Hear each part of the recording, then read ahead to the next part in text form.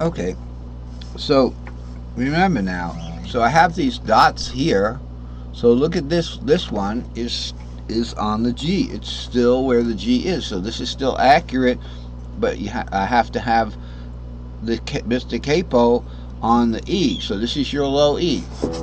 So this is E tuning. I'll grab the pick for it. It goes.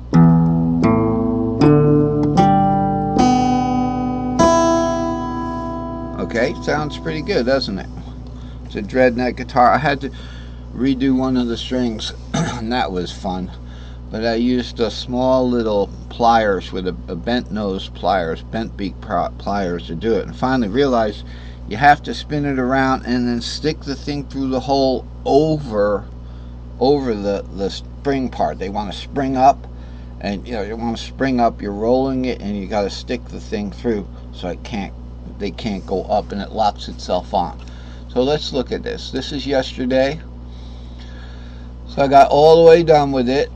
Okay, got a little, a little arrow tab there. That's the highest fret there.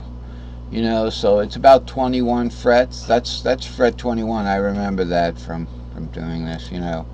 So there it is. It's nice. It's shiny. It's tuned up.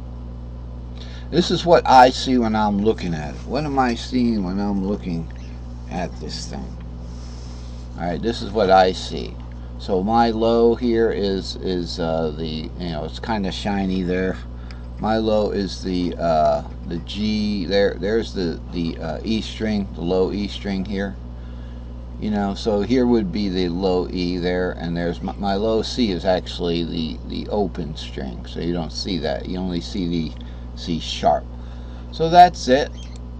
Alright, that's it for that. And the inlays are on. Now let's talk about music.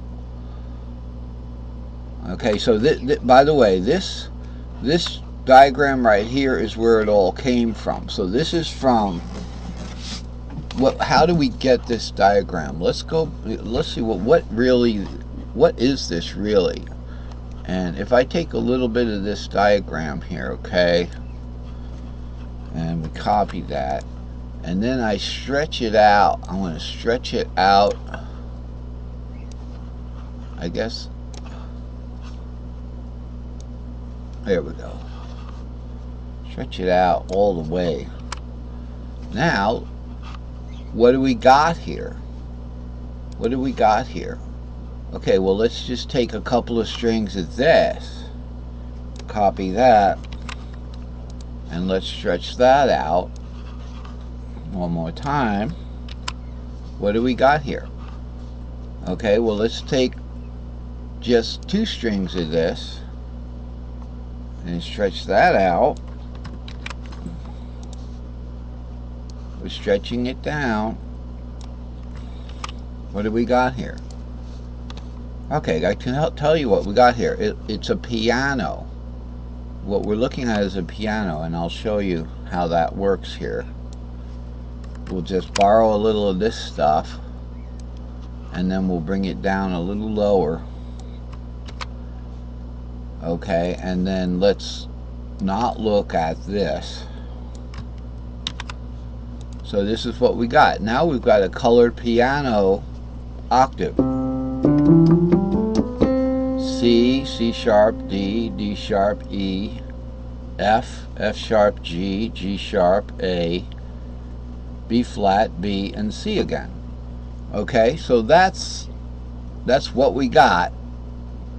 All right, so let's go back to where we were before. So that's how I make this guitar fretboard from what we had before, okay, which was a piano octave. So that's how it works. Now each one of the frets, these are the footers that we had to stretch out at the end. We doubled them. So these footers are helpful for knowing which note it is when you're putting the inlays on, because it tells you that this is C sharp. You see the little footer, the C sharp footer, note foot, the note foot, not footnote. Footnotes like this is from 1938, when Andy was just a gleam in somebody's eye, right? All right, so let's get serious. So that's the inlays, and here's the older notes. I've got them labeled here. This is also in the key of C, so we got C, F, B flat, E flat, G, and C here. Okay, these notes, the note foots are bigger, and they're also contained within the same fret. So you don't see, like we have this C over here. Okay, so here's F and here's C. The note foot is on the next fret up in my current design, where this one is, the note foot is actually like the little guy dancing, you know. So I call it boogie notes, you know, from after the song Boogie Nights. Gotta keep on dancing, keep on dancing. All right, so that's that's the way I made the notes in the first place. So let's move on to guitar theory here. Okay, so what do we got here? This is the current chart that I'm working on. Okay, and what do we got here? Why is it so small? Oh, this is what it is. It's not done yet. It's chart 308. Partial chords, inspired by one of our YouTube guys. I don't know his name, I just know his face. I know him very well, and I decided to click on something that he had, or I clicked on a YouTube short, and it brought me to a whole string of different guitar players who were within that same guitar school, you know. So whatever it's called, fire guitar or whatever, easy guitar, I don't know what it was, and I decided to watch one of his videos, and that inspired me to get involved with on this level with this chart here. So let's look at that. So what he was saying, something about that if you take like an A minor chord, let's say. Keep in mind I got a bandage finger and I don't want to mess this thumb up because I'm almost down to my last band-aid here. So if you just play the top 4 notes like that. Now let's say we were playing this but we were barring. So let's say Mr. Capo is my finger. Okay, so if we were to do that, and you can do it in 2 ways. One way is, okay, I'm only going to play the top 3 notes.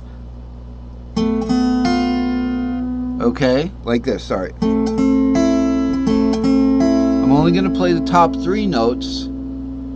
That frees up, now pretend that this finger is busy. I'm just going to keep him on the capo to give him a break. So that frees up the pinky to do little things up here, such as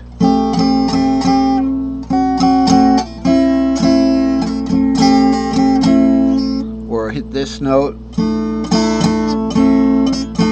That sounds like a second.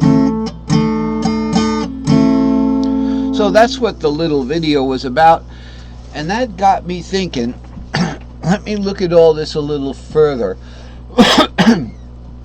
Now, we look at we're going to use the regular cage system here. Okay, we're not going to use the cage system yet, but I found that we had to use the cage system. Okay, here it is. I found the chart.